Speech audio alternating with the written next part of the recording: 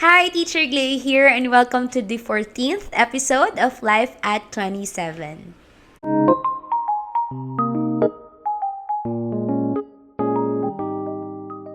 And we're back with another episode, and this time, ayan, nandito kasama ko yung isa sa mga nilulook up to kong couple sa church. Ayan, so si Tita Tess and Tito Ruel. Actually, parents sila ng BFF ko din sa church. So, kamusta po si Tito? Seryoso na. Tito, how's life? Kamusta po kayo bago po tayo magsimula? Ayan. Musta daw? All is well. Lagi nating binabanggit na lalo na sa church.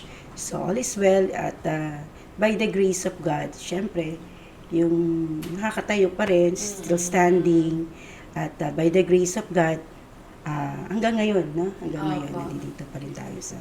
Totoo po, no? Parang lagi nga po namin sinasabi, kayo pong dalawa ni Tito, parang laging ang cool lang po Kunwari lang. nung araw niyo, parang ngayon po yung araw ni Tito, very cool lang siya. Tito, kamusta? Mabuti naman ako, Ate Glay. Pero kamusta ka po, Tito? Ano po bang pinagkakaabalahan niyo po ngayon? Mula nung nag-retiro ako, nasa bahay lang ako, tagapatay ng langaw. Lahat ng mga ano doon. Pag may papatay ng ipis, papatay na lang nila, tinatawag pa ako para ako lang magpatay. Yun ang trabaho ko. So, tagapatay ng langaw, tagapatay ng ipis, tagahatid, tagasundo. Ayan. Yun lang, kaya nasanay na ako araw-araw na gano'n. Opo, nag-retire ka na nga po pala. No? Gano'n ka nakakatagal dito nag-retire? Parang di mo na po Kalimutan na. nakalimutan na. 2 years. Alin? Nag-retire. Nag-retire po. 2 years na ngayon. Pero so far, hindi naman po kayo parang nami-miss yung work. Ganun. Namimiss talaga. Ah. Kasi sanay ako sa araw-araw eh. Mm-mm. Araw-araw pumapasok, maaga nagigising. Opo. Ngayon maaga pa rin ako nagigising eh. Taga-hatid naman sa kanila. Sa eskwela, sa trabaho. Tsaka good thing lang po may apo na nga po kayo, no? May apo pa. Kasi meron po kayong pinagkakabisihan. And si Tita Tess, by the way, teacher din siya. Ayan. So, kamusta po? Kamusta nga po, Tita, yung pagtuturo niyo po sa school? Okay naman. May mga bata lang na kailangan i-handle mo ng tama. Depende, iba-iba kasi ang yung attitude ng bata, iba-iba yung character nila. So, depende sa batang paano mo sila i-deal. Pero seasoned teacher na to si Tita. Kasi tagal niyo na po nagtuturo, Tito, di ba? Kaya talagang saludo po ako sa mga matatagal na teacher. Kasi ako po, sagbit pa lang parang naiisip mo na nakakapagod po pala talagang magturo. Pero at least po kasi, iba po kasi kapag teacher daw sa bahay, nagpapalaki ng bata and a-apply nyo rin po sa sarili nyong anak eh. Tito Ruben, nakikita, kayo po ba ay natutuwa na teacher po ang inyong asawa? Kung ano yung turing niya sa bata, yun ang turing niya sa akin. Sa'yo po pala, hindi po sa anak. Okay po ba yun? Natutuwa po kayo doon? Sinabi niya, doon ka sa sulok. Hindi ka sa sulok.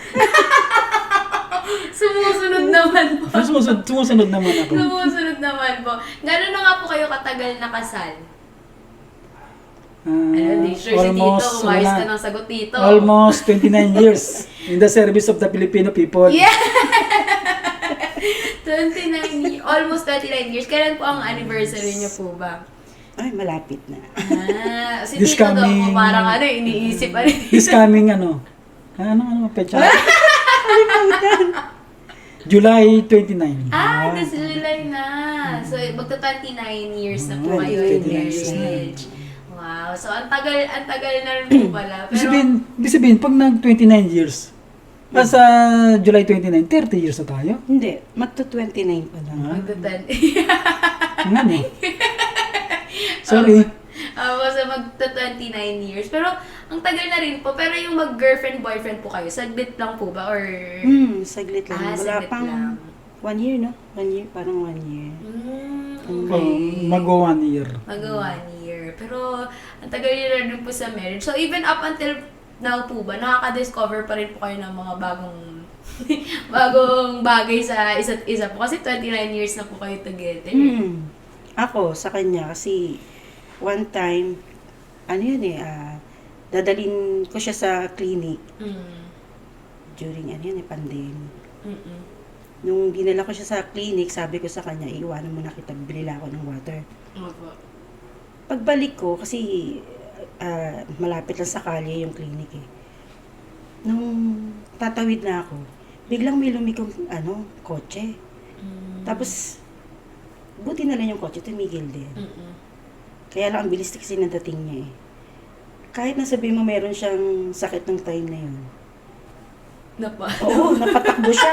Tapos ginano niya yung hood ng kotse. Sabi niya, nagalit po si Tito. Kala ko nga, susuntukin niya yung driver. Ay, dinuro niya. Sabi, bro, magdahan-dahan ka ng pagdadrive mo. So, sa kabila nung sakit niya, napagano pa siya. Tapos meron pa siyang isang, na one time, hatid niya ako sa school. Siguro mga 4 na bahay bago school na. Meron biglang pumutok. O may nagpaputok ng Hindi naman namin alam kung ano yung pinaputok na yun. Basta paghatid niya sa akin, umalis na rin siya agad. Yung palang pumutok na yun, may binaril pala na babae. Doon mismo malapit sa school. Na wala namang tumutulong. Kasi, maaga pa yun no? So, kinuha niya ang nagsabi sa akin, actually, yung estudyante ko, teacher, yung husband mo. May tinulungan niya yung babaeng Sabi ko talaga, doon ko lang nalaman sa estudyante ko. Tinulungan pala nito yung babae na nabaril. Tapos yung isang mama, tumulong na rin sa kanya. Hanggang sa yung babae, nadala nila sa ospital. Ayun. Buhay naman. Tuloy, dapat kasi dito siya binaril eh. Pero nung time na siguro, ginamit din siya ng Lord para siguro mababay mo. Superhero. Yun yung mga ganon.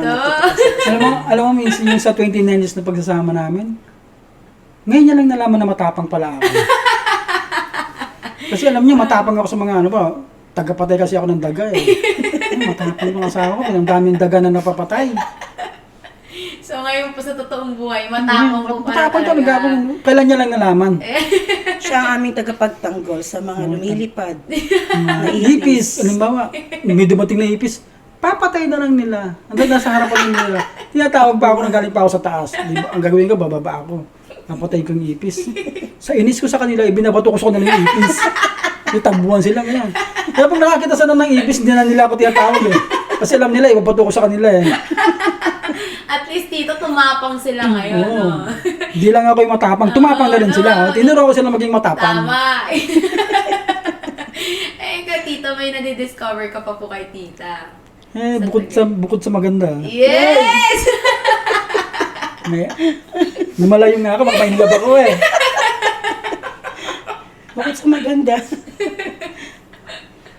Yung pagiging stricto niya, minsan, din ako na, ano ba? Hindi mo naman ako estudyante. Stricto ba ako? Pag nasa bahay ka, tanggalin mo muna yung pagiging teacher mo. Parang ganun talaga. At nakakatuwa rin naman, kasi parang nasanay na ako eh. Kaya pag ayun na si Teacher Tess. Kung maglinis kayo ng bahay, sisir mo na naman tayo yan. Kaya pag dumating yan, ano ba yan? Ang daming kalat. Linis lahat. So sa bahay po, mas strict po si Tita Tess kaysa sa'yo, Tita Ruel. Siya ang stricto. Mas strict ka, Tita. Ako naman ang pagiging stricto kapag wala pa sila, gabing-gabi na wala pa sila. Saan ba yung mga bata? Andun pa kina Arvin eh. Tawagan na. Magkakasama sila. Magkakasama sila. Pauwi na, kada doon pa naman si Ethan.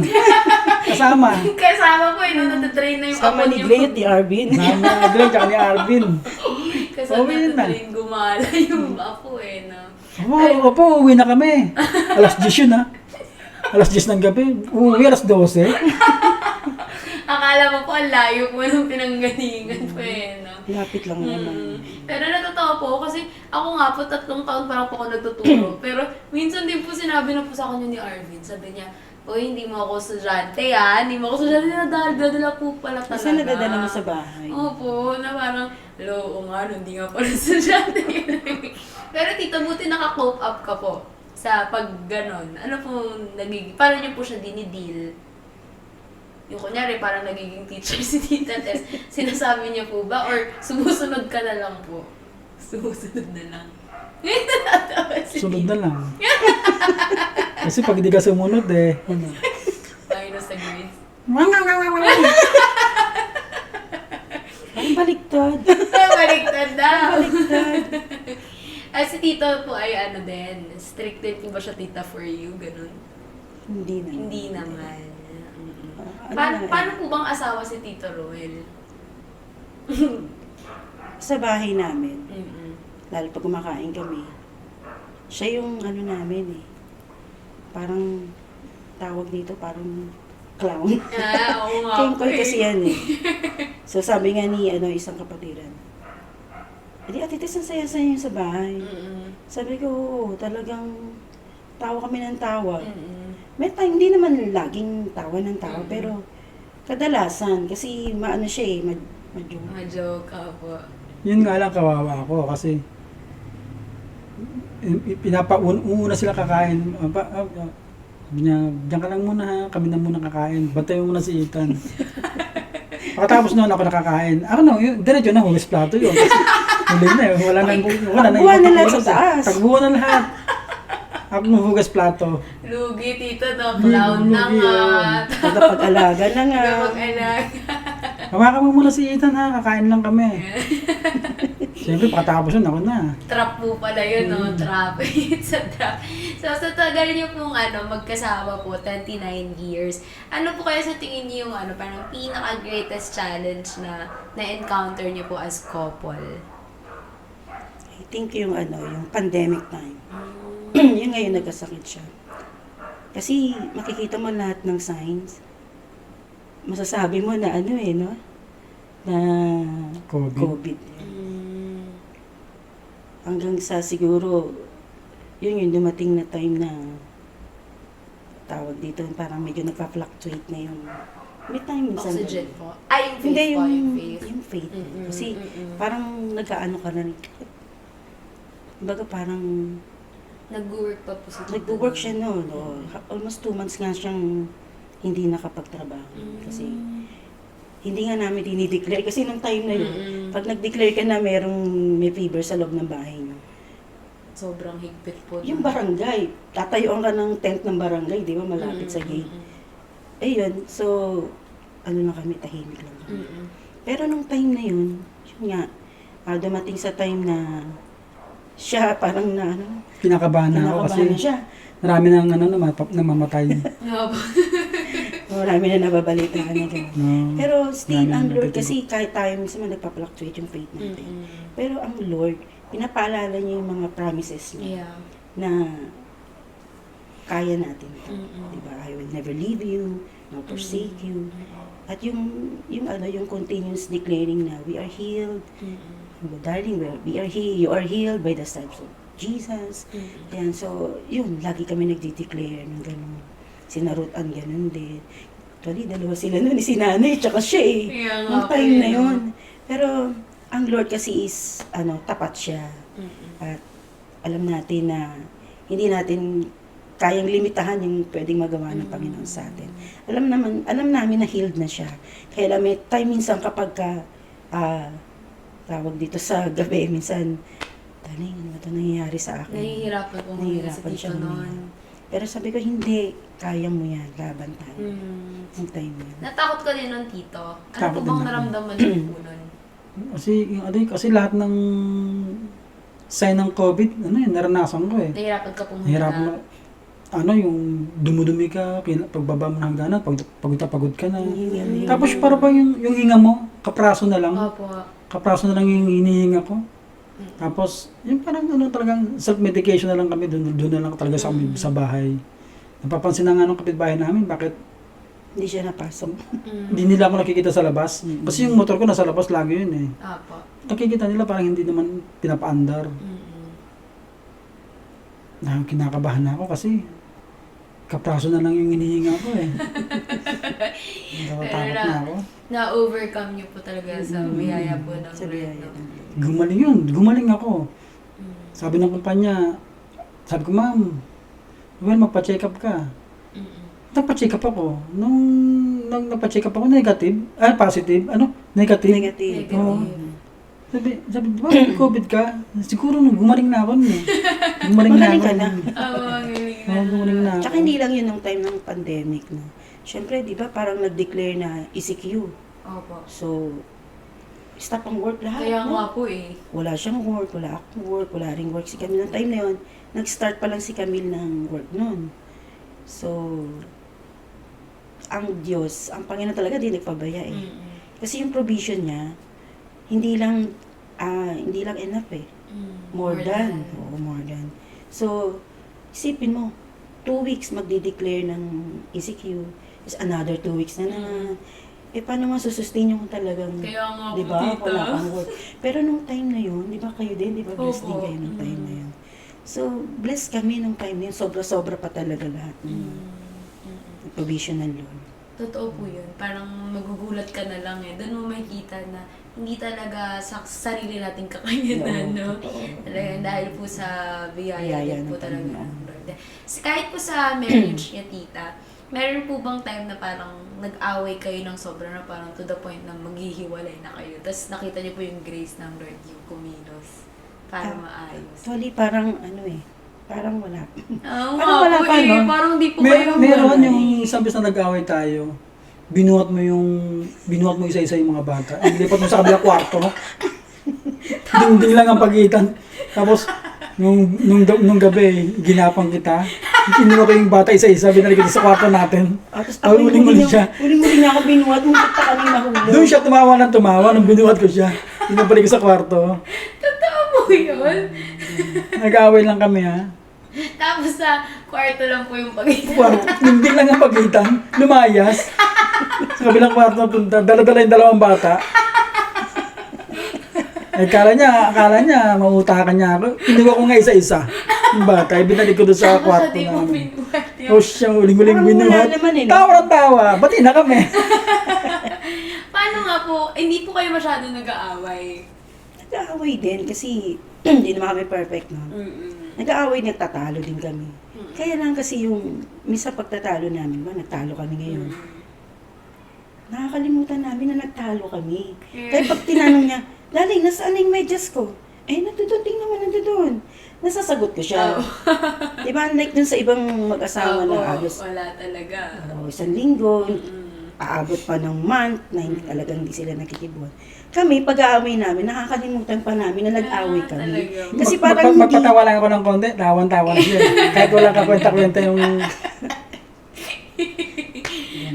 Ang cute niyo po. Kaya nga po sabi ko din kay Arvin nun, sabi ko, sila tito na parang di nag-aaway. Nag-aaway din kami. Masungit din siya eh. Oo. Isa mas pa siya. Kasi Mas lalaki masermo, din po no? eh. Hindi, baliktad niya eh. Sabi niya kanina, di ba? Mas masermon pa yan siya. Okay. Kasi pag tatay po talaga yung Lalo na pag-head kina ng Camille, family. Pag usually po kasi pag head naman ng family, normal po yun. Gusto ko kasi maiayos yung mga bagay-bagay.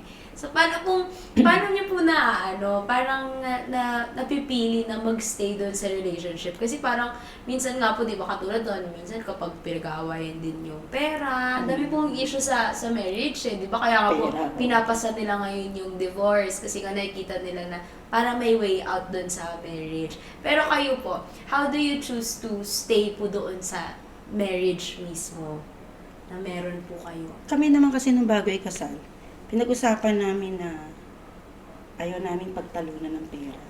Kasi kalinitan naman, di ba? Opo. Sa mag-asawa, sa isang parang yun ang pinagtatalunan. Totoo po. At pag pera po yung pinagtalunan, parang ang bilis maghiwalay po nung Lalo na pag- asawa eh. Money matters. Mm-mm. Pero kami, sabi ko nga anong dapat mong tawag dito? Sabi mo, para hindi para magstay. Opo. Maghiwalay. Opo, oo. para hindi maghiwalay. Parang wala namang dahilan para, yun nga, na hindi kami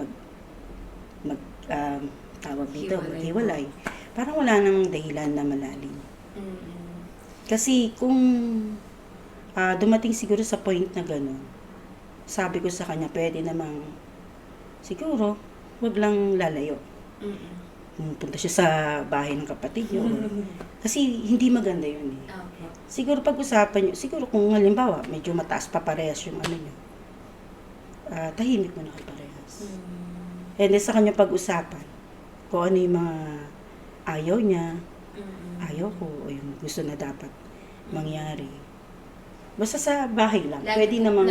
po kayong nagmi-meet halfway. Oo, kasi kami, meeting tayo ha. Sabi sila kami, di ba? May meeting tayo. Mama, may meeting. Pag-uusapan lang naman tayo, lagi yan sila. Meeting tayo ha, mamaya, doon lahat sa taas. Maaga kayong ha. Panik lahat sa taas, may meeting tayo. Kaya mag-meeting kami kung ano yung mga dapat gawin. Ano yung, di ba? Pag may problema, yung problema yung inaayos po, sinusolusyonan po. So, parang yun po yung naging naging routine nyo sa family. So, kahit sa problem niyo po, kunyari kayo po mag-asawa. Ganun din, bali, pinag-uusapan namin. Pero kasi ang namin ngayon, pag nag-aaway kami, saglit lang. Kaya parang, hindi rin namin pinag-uusapan kasi hindi naman ganun Hindi naman ganun kalalim yung pag-aaway. Sige, ayan, nandiyan na, naalis siya, dali nga. Ganun pa, kung ano yung ugali namin sa isa't isa na araw-araw na ginagawa namin. Yun nga yung nakakalimutan namin na nag-away pala kami. Yun. Isang beses nga nagtampo ako, hindi nyo alam, nagtampo pala ako. Kasi, pauwi na ako sa trabaho, nakakita ako ng Hindi, wala kang pasok no. wala akong pasok. Pauwi na ako noon. Kinabukas ako ng pasok. Nakita ko yung lalaki. Ang ulam niya, toge. Tapos ang daming toko, ang lalaki Sabi ko, gusto ko yan. Hindi yung ginawa ko, bumili ako ng toko tsaka toge. Sabi ko, tagin bukasan, sabi ko, lutuin mo yan pagod ako Wala nang pasok pahinga lang ako sabi ko. Ano ba yan? Yun lang ang lulutuin Hindi pa nagawa. Umalis ako. Saan nagpunta? Nagpunta ako sa church. Tumambay ako ng buong maghapon. Nagtataka si na Bobby, bakit dito ka? Wala pa pong Sunday. Oo. Saturday. Sabi ko, wala. Gusto ko lang umistambay dito. Hindi maghapon. Tumawag na si Kakay yung pinapatawag nito. Kasi alam niya, pagdating kay Kakay, malambot ang puso ko. Papa, uwi ka na daw, sabi ni Mama. Ang nakausap si Bobby, bro, bakit hindi dito ka? Sabi ko, nagtampo kasi ako na hindi ako nilutuan Ng toge at Ang toge, tsaka malalaking toko ang ilalagay doon sa ibabaw ng toge. Hindi makalimutan ni Bobby. Tawang-tawa si Bobby. Pag uwi ko sa bahay, wala, ano lang kami. Hindi na siya sorry. Pag kinabukasan nilutuan ako. Ayun na yung say sorry ko. Yun ang pinakasorry niya, nilutuan ako. Sabi ko, parang wala na akong gana. Ayoko na kainin. Sabi ko, ayoko na. Gusto ko yung prito-prito na lang. Yun. Hindi niya alam na nagtampo pala ako. Pero tita, naramdaman mo na nagtampo si tita noon. Yung time na yun, hindi ko alam na pumunta pala siya ng church. Doon siya naghihinga ng kanyang Tambay lang ako doon buong maghapon. Sila pang nagpakain sa akin Abo. Nakain sila. Marawal, kain ka dito. Kain naman ako. Buti po si tito, pag nagtatampong ganun, sa church pumupunta, hindi sa iba pupunta. Wala naman siya ibang pupuntahan Walang ibang pupuntahan. Pero ang cute mo nung relationship nyo talaga kasi parang, po siya. Minsan nga po sabi ko, kung titingnan mo lang yung mga couple sa mundo, matatakot ka na po talagang ikasal. Pero buti na lang nasa church po ko na nakakakita ko ng mga couples na successful po yung marriage. And with that said po, may mga naririnig kasi talaga ako na ayaw nang magpakasal. Lalo na po sa age namin na parang natotrauma po ba sila? Di ba? Parang dahil sa mga Opo, nakikita. sa nakikita. Kasi pag sa Facebook ka po talaga tumingin, puro broken marriages, broken relationship, nag-cheat, ganyan. So kayo po ba kung bibigyan niyo po ng advice yung sa edad po namin na marrying age na pero ayaw pa. Minsan nga po may partner naman pero ayaw na rin magpakasal dahil nga po sa takot sa marriage. Ano po bang mabibigay niyong advice sa kanila? sa pagiging mag-asawa naman kasi, dadating kayo sa point na gusto nyo nang pakasal, o yung iba ayaw nga kasi nga natatakot. Opo. Siguro para sa akin kapag alam nyo na paano humandle ng relation. Kasi kung parehas kayong parang, kasi meron mga ikinakasal na dahil lang yung nabuntis na, tapos pagka ikinasal sila, hindi pala ganun yung commitment nila. Yun isang bagay pag kinasal kasi ang isang tao, commitment yan sa asawa mo, sa iyo, tsaka syempre pinag-isa kayo ng Lord. Sa atin kasi as Christian talaga, pinag-isa ng Lord, hindi pwedeng paglayuin. So, siguro kailangan muna nilang, tawag dito, Kilalanin yung isa't isa. kilalanin na rin, and then, siguro pagka medyo mature na talaga sila sa relationship, kaya mo na siyang intindihin kung ano man yung magiging mali niya. Kasi, sa gitna ng relationship niyo habang tumatagal, may lumalabas pa rin ugali.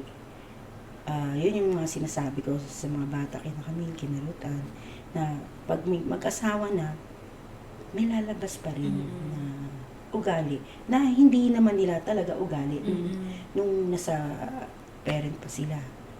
Yun ay lumalabas dahil siguro nasa sa sitwasyon ng mag-asawa. Yun ang kailangan nilang intindihin. Halimbawa, meron asawa niya, naging ganito. Hindi pwedeng, yung lagi naman natin naririnig na sa church ng aral, hindi pwedeng magsalubong yung galit ng mag-asawa kasi anong kakahinatnan nun? Siyempre, hiwala. So, yung isa, siguro kailangan intindihin, no? Nandoon kasi yung, pag may love, kaya mo intindihin So, yun. Kailangan, siguro maging mature muna, kilalanin mo muna yung magiging asawa mo. At bago kayo siguro ikasal, sabihin mo muna kung ano ang gusto mo at ang gusto niya, anong ayaw mo at anong ayaw niya. Kami kasi ganun yung ayoko mag-awayan natin yung pera. Kasi yun yung malimit na nagiging problema ng mag-asawa.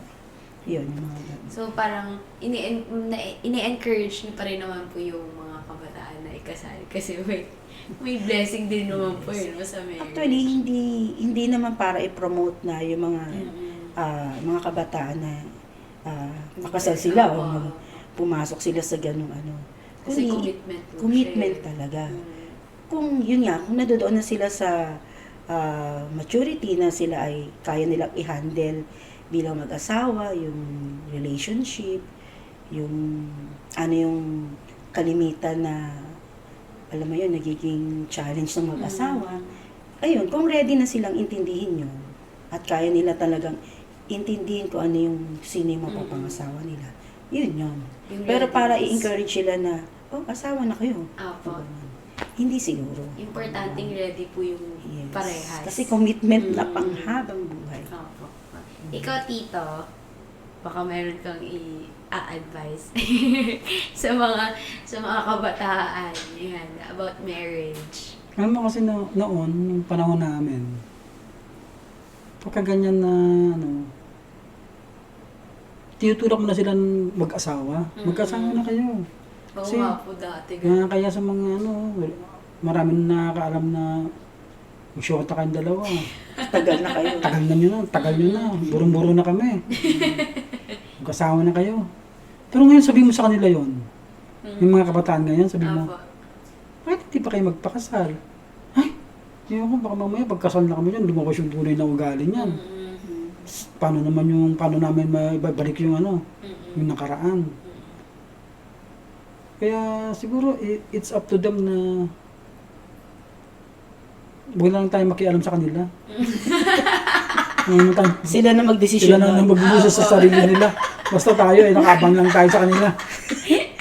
Wala na kami magawa hindi na namin kaya sila Hindi nung araw, pagka nag-age ka na ng 24, Kaya nga po. Ang mga babae. 23 nga po ganun oo, parang kinakabahan na kailangan mag-asawa ka na. Pero ngayon ang mga babae, umaabot na sila ng 30. Opo, ganun na nga. Kasi alam nila na hindi naman talaga kailangan magmadali ka. Diba? Kasi nga po, commitment po talaga siya eh. And minsan po ang hirap. Kasi hindi lang siya yung parang commitment mo na kontrata sa trabaho na 6 months lang, tapos pagtapos nun okay na. Kasi lifelong commitment po siya eh. Kaya dapat ready ka talaga. Tapos maganda po yun, naklaro sa inyong dalawa bago kayo mag-get into marriage. Tapos nabanggit mo, tita, na parang minsan pag hindi nagkakasundo, dapat makita mo yung love more than dun sa hindi nyo pinagkasundoan. So, paano nyo po nagagawa yun na nakikita nyo po yung love kesa dun sa galit nyo dun sa asawa nyo? Kasi, para sa akin yung time na yun, doon lang, parang gano'n ang nasa isip ko na pag nagtalo kami, yun lang yun. Pag lumipas naman ang oras, alam mo naman na mahal mo pa rin. Piliin mo pa rin kasi yan ang binigay sa'yo ng Panginoon eh. Pangalawa, yung galit. Hindi naman galit actually, parang siguro nagkainisan na kayo. Misunderstanding lang po. Lumilipas naman. Lalo na pag di na mataas yung emosyon mo. Di ba? Or realize mo na, ay, hindi tama na tawag dito na lumala pa yung sitwasyon na yun. Kumaga talagang pinipili mo lang po talaga eh, no, tita? Choice talaga siya. Ikaw, tito. Kami pag nag-away naman kami nito, ano lang, kumbaga, saglit lang kasi, nag-away kami ngayon, ngayong oras na to. Yung may ang konti, matutulog na kami. Tabi kami. Bati na kami. Kasi, pag nagtampo pa ako, saan ako hihiga sa kusina? Doon naman yung kama. Doon ako sa kama, katabi ko nga lang siya. Bati na kami.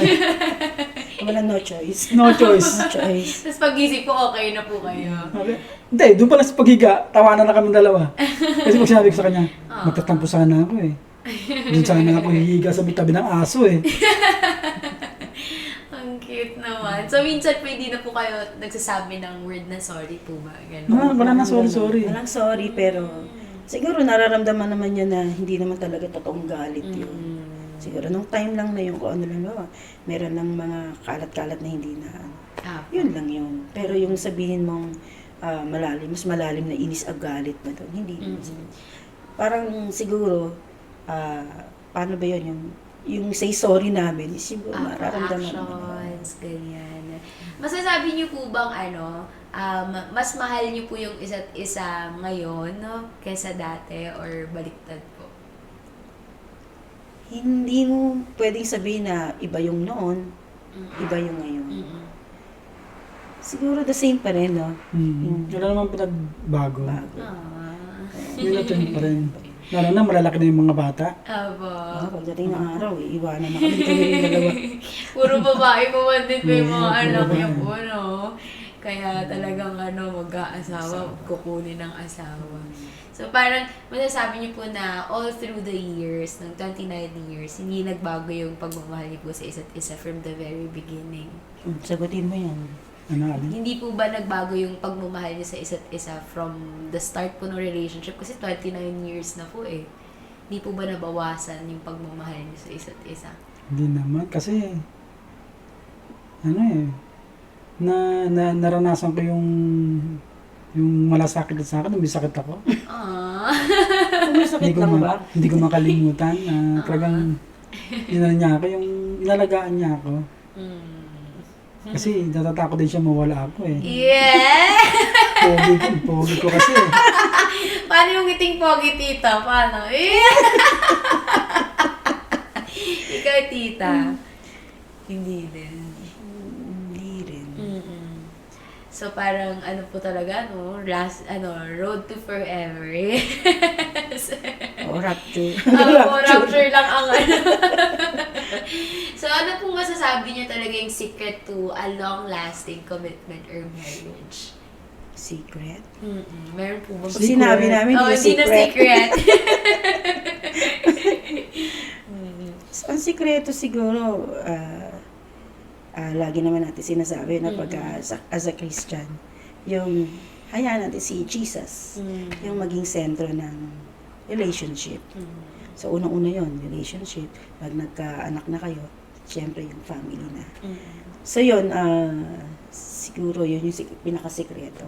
Paalalahanan kung ano yung, yun ang ano, yun ang nakakatuwa kasi minsan, ba meron siya sinasabi.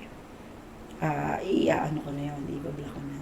Ganoon din yung mga Ang bata. truth. Opo. Oo, sila ganun din, ibablock nila. Ma, sabi ko, dapat ganun. Yung, kumbaga, i-consider din natin yung, alam yung ibang tao. Consider din natin kung ano yung sitwasyon. Hindi lang basta, gano'n. Parang as a family po, nandun kayo para, kasi may time po talaga manghihina kayo. Pero andun yung husband mo, andun yung mga anak mo, para i-remind ka of the Yes, truth. oo. Tapos pag sila naman yung nanghina, andun ka po to Ganun remind din. them as well.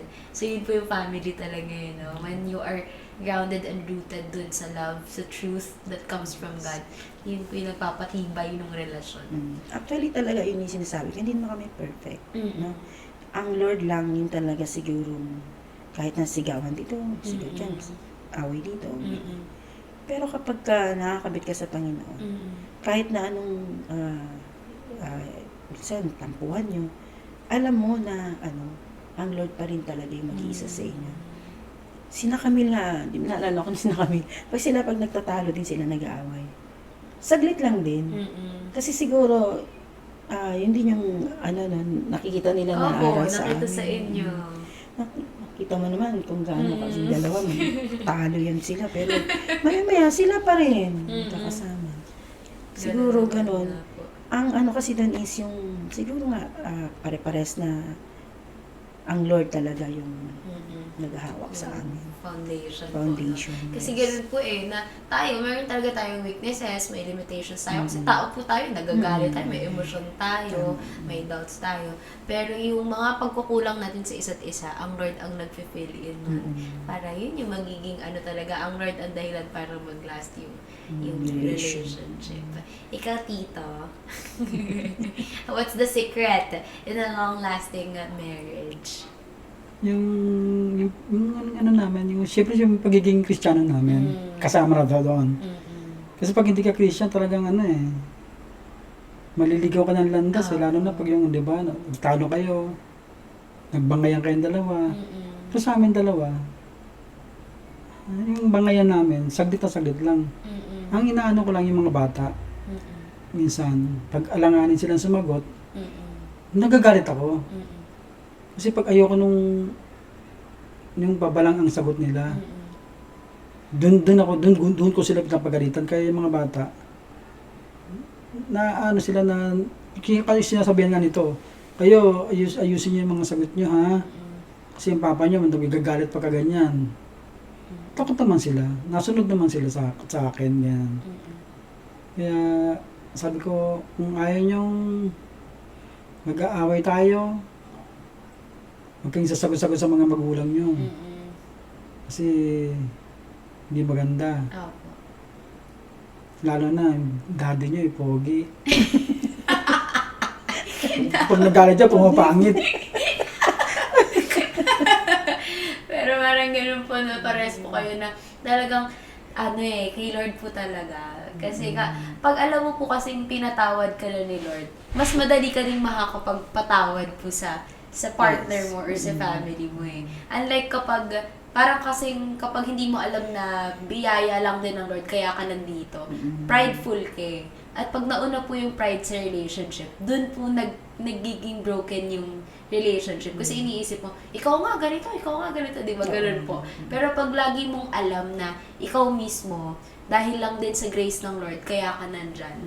Na dahil pinatawad ka ng Lord, kaya ka nandyan. Kaya kaya mo na ding magpatawad po sa partner mo. So, ang ganda po na yung grace and yung love ng Lord, unconditional love ng Lord, yung foundation po ng relationship. So, that's the secret for a lasting marriage. And to end this podcast po, yung last question ko na po, ayan, yung parang like ko naman po yung tinatanong, what's your biggest life lesson? Biggest life lesson? Biggest life lesson po na gusto niyo pong ma-share. Ako muna. Ako kasi parang ngayon dumating kasi sa point na parang na-reveal yung biyaya ng Diyos. Yung grace ng Lord at yung kanyang finished work mo. Sabi ko nga parang ngayon lang ulit ako na parang ngayon ako na born again ng Kasi parang ngayon ko nakita kung gaano kalalim talaga yung pag-ibig ng Diyos sa atin, no, na ganito pala. Although naririnig mo na palagi yung pag-ibig ng Lord, yung grace ng Lord, yung natapos na gawa ng Diyos, pero meron palang revelation pa. Opo, meron pang mas lalalim Mas na malalim pa pag-ibig rin. pa. Kaya sabi ko, ang tindi naman. Kung kailan ka naging matanda ka ng Kristiyano, Opo. pero parang ngayon mo palang na ano yung mga ganong turo na alam mo na talagang hindi ikaw. Si Kristo talagang gumawa para sa iyo. At lahat ng kung ano man yung meron tayo ngayon, kumbaga ang Lord lang talaga ang gumawa ng lahat. Kaya sabi ko ngayon ko natutunan na ganun kalalim yung biyaya ng Panginoon sa atin, na hindi lang dahil tawag dito na parang magiging lisensya natin tong biyaya na to, no? Pero yung nakapaloob pa dun sa biyaya na yun, sabi ko, ang tindi pala ng Opo, Panginoon. totoo. Parang, Lord, bakit? Anong ginawa ko para ma-deserve ko? Pero sa totoo lang, wala po tayong ginawa. Walang ginawa, kundi Tanggapin recipient lang, at magkatanggap believe lang lang, tayo opo. Kaya sabi ko, Lord, alam namin yung pag-ibig mo pero hindi namin alam na, Ganito kalalim. oo, na malawak pala talaga. So, salamat dahil, sabi ko nga, at least, bago tayo tuluyang tumanda, nakita natin talaga Mas yung na-appreciate biyaya. niyo po, no? Yung revelation talaga na. Nakakatuwa. At until now, syempre still learning pa rin tayo no, tungkol sa biyaya ng Panginoon. Kasi, ayun nga, yung every Sunday natin na naririnig na teaching about dun sa grace with Pastora. So, mas lalong mas lalong nakikilala natin ang kung ano talaga yung ibinigay ng Opo. Panginoon sa atin. Yun. So, yun po talaga yung life lesson nyo na lahat ng meron tayo is only by Sa the grace Lord. of the Lord. Yes, by the grace of Yeah. God. It comes from Him alone. Ikaw, Tito, what's your biggest life lesson? Parang iniisip niyo po ng matindi, Dahil sa biyaya ng Diyos, nakatayo pa rin kami. Masaya kami. Alam mo, minsan dumarating sa point na kagaya nung nag-retired ako. Siyempre naman, wala silang trabaho, sabi ko. Aba, paano kaya ito? Ako lang yung, parehas kami nun sa bahay. Oo nga po, no? Wala po kayong mga yung trabaho, work. sabi ko. Ganon. Pero, pagdating ng mga bayarin, nakakabayad naman kami. Sabi ko, kaya nung itong mga nakarang araw, sabi ko, wala pang trabaho ang mga bata, bababayad na naman tayo ng bahay. Nakaka-survive kami, yung walang nangyayaring aberya. Opo. Kaya, hindi ako nangangamba na, na naman, darating na naman yung susunod na bayarin. Kaya, nagpapasalamat ako sa Panginoon dahil natutuwa naman ako dahil nagagamit ako ngayon. Natutuwa nga ako dahil nakapagturo ako isa ako sa Opo. naging coach ng Keyboard. workshop. Opo. Kumbaga nagamit ko yung talento ko na matagal ko nang nagagamit noon pa. Noon pa kasi nagturo din ako eh. Kumbaga nagamit ko sa sa workshop. Kaya natutuwa ako dahil may mga natuto rin. Kasi pinandidilatan ko ng mata eh. Natuto. Galing sila ngayon. Tutugtog na sila sa next Excited. recital. So, ang biggest life lesson niyo po ay magtiwala lang talaga kay Lord. Sa lahat ng season po ng buhay natin. No? Kasi Yes, so, babalik po dun sa sagot ni Tita Tess na the grace of the Lord is always more than enough. Yes, more than Dun sa enough. mga pangangailangan po Yes. natin. Yan. So, thank you po, Tito and Tita Thank you, Tess. So, pag-spend po ng time sa akin, talagang yung tunay nga na nakakatuwa po kasi parang mas na-excite po ako lalo na ikasal. Kasi nakita ko po talaga yung blessing ng Lord doon sa marriage niya po talaga na hindi pala too good to be true yung successful marriage. Meron pa rin po pala talaga basta as long as Jesus is at the center.